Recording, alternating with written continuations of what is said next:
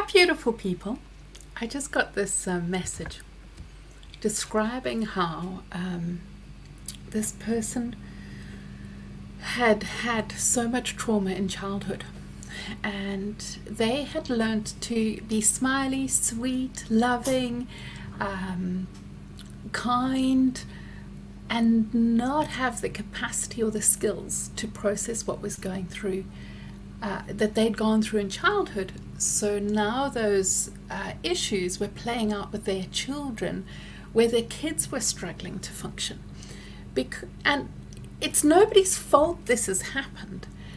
But when in childhood we were treated in a way, from like coming down for many of us in the Western world, this Victorian era, for others, like African Americans in the slave trade, where you had to be silenced, for people in India with colonialism, all around the world, there were all these structures, systemic structures that kept us repressed, that our families repeated, of silencing us, negating us.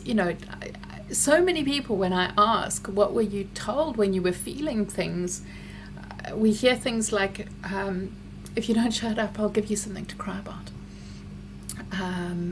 And we heard things like, I'll give you a tension slap if you don't be quiet. There was so little capacity to deal with emotions when we were growing up. And so now as adults, it's hard to know, and it comes out as triggers of not knowing how to deal with the emotions that we're feeling. And a lot of people end up feeling like that they're bad, they're wrong, they're not good enough, because they don't know how to do this. And it's not your fault, but now you've got the opportunity to be able to do it. And I'm running a workshop the warm-up starts next Monday. And it's all about taming your triggers, like breaking the patterns of the past of how we were treated, and learning to be able to deal with our emotions in a way that transform who we are and how we feel about ourselves.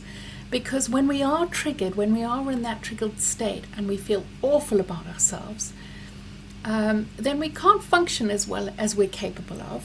We don't feel great about who we are, and our kids or our families get the worst of us because we don't know how to calm ourselves or them in a way that leaves us feeling loved and cherished and cared for.